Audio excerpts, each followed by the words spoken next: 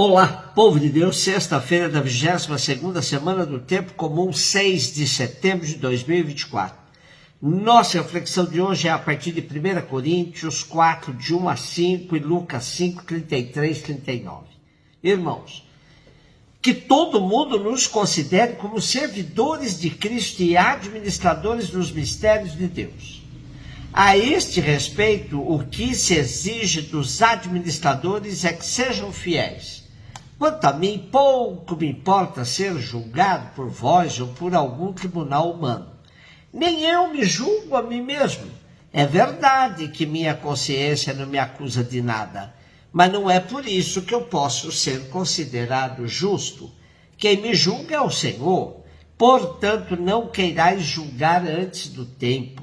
Aguardai que o Senhor venha, ele iluminará o que estiver escondido nas trevas e manifestará os projetos dos corações. Então, cada um receberá de Deus o louvor que tiver merecido.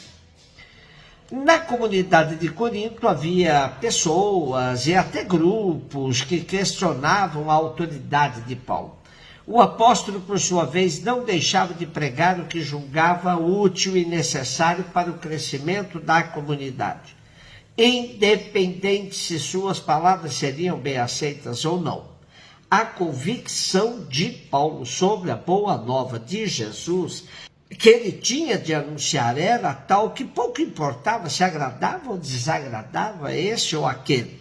A liberdade do apóstolo é algo fundamental para que a boa nova seja anunciada na sua integralidade. Portanto, para Paulo, o que importa é o julgamento de Deus e não aqueles de origem humana. O julgamento humano, que se baseia em códigos e opiniões socialmente estabelecidos, pode ser parcial e injusto, pois na maioria das vezes se apoia em aparências e reflete os conflitos de interesses dos grupos sociais. O apóstolo também tem consciência de que seu ministério é exercido em relação direta com Deus, do qual é servidor e ecônomo dos seus mistérios. Impressionante que Paulo afirma que nem mesmo sua consciência tranquila é seu juiz definitivo. Ele afirma: é verdade que minha consciência de nada me acusa, mas isso não significa que eu seja inocente. Isso é importante, pois até mesmo uma pessoa estruturalmente injusta pode se sentir perfeita e justa. Vivemos numa sociedade que ter consciência tranquila não diz muita coisa, pois é comum vermos corruptos falando em justiça, adúlteros falando em família, ladrões falando em nome de Jesus. Por isso, esse alerta de Paulo é significativamente oportuno. Julgamento justo só do Senhor. Também é significativo que Paulo diga que somos servidores de Cristo e administradores dos mistérios de Deus, pois assim nos lembramos de nossas responsabilidades com nossa casa comum, com o planeta em que habitamos, tão castigado por interesses escusos. Assistimos constantemente pelos meios de comunicação notícias de que o agro, mais uma vez, bateu recorde de produção. Porém, os mesmos meios não dizem que o agronegócio é responsável pela contaminação do solo, por uso desmedido de agrotóxicos que comprometem a nossa saúde. Também, quando se fala de que a produção de grãos bateu recorde, não se agrega à notícia que boa parte disso se deve às queimadas das florestas e redução de áreas protegidas, de mananciais, que constituem no pulmão da humanidade. Como ecônomos dos mistérios de Deus, estamos muito mal na fita. Lucas 5, 33, 39. Os fariseus e os mestres da lei disseram a Jesus: os discípulos de João e também os discípulos dos fariseus jejuam com frequência e fazem orações, mas os teus discípulos comem e bebem. Jesus, porém, lhes disse: os convidados de um casamento podem fazer jejum, enquanto o noivo está com eles, mais dias virão em que o noivo será tirado do meio deles. Então, naqueles dias eles jejuarão. Jesus contou-lhes ainda uma parábola. Ninguém tira retalho de roupa nova para fazer remendo em roupa velha. Senão vai rasgar a roupa nova, e o retalho novo não combinará com a roupa velha. Ninguém coloca vinho novo em odres velhos, porque senão o vinho novo arrebenta os odres velhos e se derrama, e os odres se perdem. Vinho novo deve ser colocado em odres novos.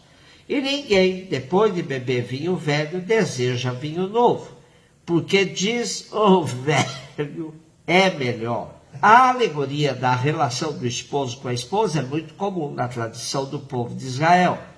Clássico mesmo é o profeta Oséias, onde seu casamento serve de referência para a sua profecia sobre as relações de esposa e esposo, povo e Deus. Ezequiel também tem a morte de sua esposa como um momento crucial para a sua profecia. No nosso texto de hoje, Jesus sendo questionado pelos fariseus e mestres da lei sobre a falta de jejum dos seus discípulos, uma vez que os discípulos de João o observam, se serve desta alegoria e diz: os convidados de um casamento podem fazer jejum enquanto o noivo está com eles. Dias virão em que o noivo será tirado do meio deles. Então, naqueles dias eles jejuarão. Isso porque casamento na época era a ocasião para a festa, que tinha uma duração no mínimo de uma semana. Ter a presença de Jesus é estar na alegria, como numa festa de casamento, coisa que os fariseus e mestres da lei não entendiam, pois viviam de controlar a vida dos outros. Eram os tais que coavam mosquito e engoliam camelos. Depois, Jesus se serve de duas parábolas para mostrar a dificuldade de grupos extremamente conservadores entenderem sua proposta totalmente nova e não apenas uma reforma. Remendo novo em pano velho não dá certo, pois na primeira lavada o novo vai fazer um estrago maior na roupa velha. O mesmo acontece com o vinho, pois o vinho novo em recipientes velhos acabará rompendo o recipiente e ambos se perderão. Bom observar que não se trata apenas de um remendo novo, pois Jesus salienta a atitude de uma pessoa que recorta um pedaço de pano novo para colocar na roupa velha. Pois fariseus e mestres da lei, mesmo querendo aceitar em parte a novidade trazida por Jesus, mas recusando-a na sua totalidade, terminam por não viver nem uma coisa nem outra. A palavra de Deus joga luz na nossa vida, na nossa realidade. Analisando nossos tempos, percebemos que de pouco adianta trocarmos de políticos sem trocar a política, ou sem alterarmos o sistema econômico que controla o nosso país. O capitalismo tem se mostrado muito resiliente e criativo, embora uma administração possa dar frutos diferentes e mais próxima da ética. Enquanto não se altera a estrutura dos sistemas, continuamos a ver as desigualdades crescerem. Os ricos cada vez mais ricos às custas dos pobres cada vez mais pobres. O que vemos são remendos novos em panos velhos sempre. Às vezes nos contentamos com aparências de melhora e nos acomodamos. Porém, Jesus nos alerta de que esses remendos podem provocar estragos ainda maiores.